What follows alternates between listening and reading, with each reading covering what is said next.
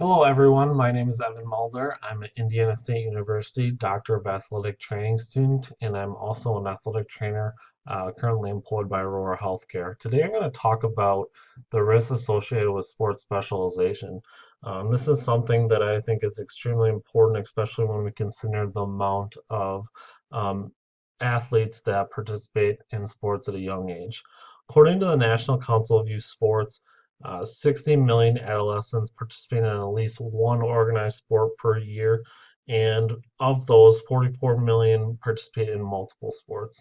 So I think both at um, the athlete and the parent level, there needs to be proper education done on why potentially sports specialization isn't the best thing for the health and the well-being of the individual long term. So to start out, I want to present a quick question. Why should you care? Why should the athlete and the parent care? Um, I mean, is an injury going to happen to me? I'm invincible. But I do think that there is a certain amount of risk and reward in this potential predicament, and I think understanding the risks that potentially come along with um, sports specializations where there may be injury, disability, time away from those sports, and then eventually not wanting to participate in that sport because they're burnt out, versus the reward or why athletes or a lot of times participate in one sport all year round is for athletic accomplishments, scholarships, being able to participate at the collegiate and professional level. Um, it certainly is not an all or none. I think athletes that may or may not specialize are on both sides of this equation. But I do think it's important to consider our chances or someone's chances to participate at the collegiate and professional levels.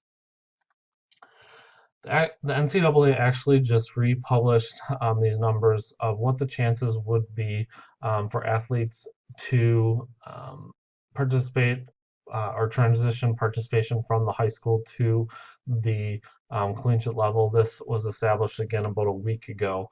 And as you can see, there's the overall percentage of high school athletes that could go to the NCAA regardless of division. And then it obviously gets a little bit smaller to anywhere from just over 0% to 5%, and it's going to depend on the sport. The same is true for females. Again, it's going to depend on the sport, but obviously those numbers are not a ton better either. If we then, hypothetically, I looked at what it would take for a male athlete um, and their chances to play in Major League Baseball, and took what the percentage or chance it would to participate in college at the Division One level, and then took the percentage of how that would translate to MLB, came out to 1/4% of a male athlete and their chances of being able to then become a Major League Baseball player. And so I think it's important to consider that, and I want to reintroduce the question and the risk versus reward. And I don't want people listening to this today to get the wrong idea on that. I don't think kids should have these goals because they definitely it's important for kids to have goals, but I think it's also important for them to keep things in perspective and understand what the chances are of them being able to perform at those levels. So to jump in a little bit more to sport specialization, I want to show a video from Michael Bergeron of the National League Sports and Health Safety Institute. Both underscore different problems that parents are particularly vulnerable to. Number one is that they're looking to probably specialize in a sport, thinking that the earlier their son or daughter specializes, they're going to succeed at a higher level. So early focus on a single sport. But the reality is that at an early age particularly, it's critical to have a diversity of athletic exposure. So quite frankly, specializing prematurely in a single sport can actually be an athletic and sport disadvantage and actually put that child at risk for an overload or repetitive injury. So the other aspect of long-term athlete development, parents and coaches often are looking for early success. And again, in reality, it's a long-term process and it takes time, and it's critical to get a diversity of athletic exposure, really develop a good foundation and get a lot of a variety of experiences, and that all collectively feeds in to helping the athlete to become more healthy, to reduce injury risk, to perform better, and to enjoy sport. So think long term. Don't try to develop the champion at 8, 9, or 10, or even 12 years old. Be thinking down the road, and hopefully your child will stay in sport. I think Michael brings up a great point for individuals in wanting them to be able to enjoy their sports and it not to become a chore or a duty, and then being able to think about long-term health of the athlete. So jump in more into specific terms of sports specialization. Sports specialization is intensive year-round training in a single sport, particularly over 8 months. And with that increased volume, there are certain risk factors that go along that could be internal or external. Internal being potentially anatomical alignment or things that we don't have as much control over, versus external risk factors, which um, are that playing time volume, or are potentially the equipment, or the shoes that someone wears that we do have a more control over. Um, to talk about more about what an overuse injury is, it's injury occurring from repetitive submaximal loading of the on the musculoskeletal system, where someone doesn't have the ability to rest or be able to come back and have that appropriate adaptation from the musculoskeletal standpoint. And then injuries that a lot of times develop are potentially a growth plate fracture, or I'm sure a lot of you have heard the Tommy John or UCL injury in baseball players. So what does the research actually say? The University of Wisconsin and some of their researchers have been definitely a leader in this across the country and across the world. But in one of their 2016 studies by Bell, Post, and Trigstead et al., high school athletes were more likely to specialize um, at larger schools where they would have a better chance to play in one sport.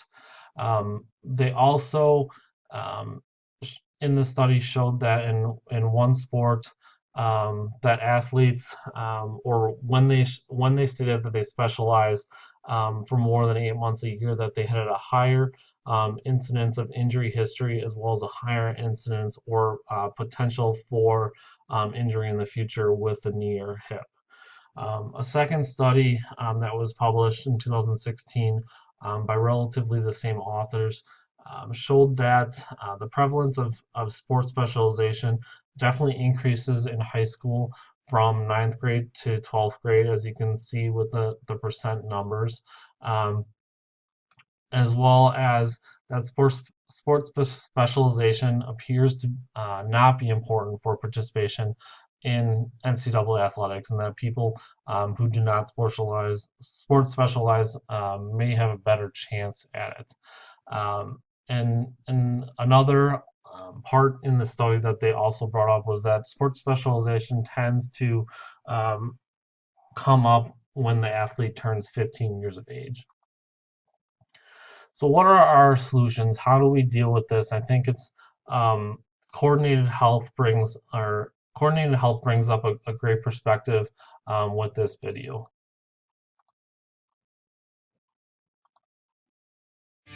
No pain, no gain should never be included in youth sports. We're definitely seeing a dramatic rise in the increase of overuse injuries, particularly related with throwing athletes. We really think it has a lot to do with increased youth participation in sports, and particularly baseball. The throwing injuries we see are simple things that would be stopped if you just took a break. Recommendations are typically to not throw for roughly 3 months a year. The greatest risk for overuse injuries or shoulder problems in throwing athletes has to do with exposure, basically number of pitches. Each league that you play in will have their own recommendations on what a pitch count should be, basically to protect people as they grow, because we know at those ages you're more likely to have growth plate or tendon injuries that make you be shut down from throwing. I tell a lot of my pitchers that probably the majority of the pitch, or the most important part of it, comes from your lower extremity. I really try and focus them in on core strengthening, doing squats, deadlifts, are probably even more important than what they're focusing on, strengthening up their shoulder. As a parent or an athlete, you're educated on what a safe amount of pitching for you would be. Make sure your coaches are educated on that as well. Never throw through pain, and like I said, if it's important to you, you want to be on a throwing specific program to keep you healthy throughout the year.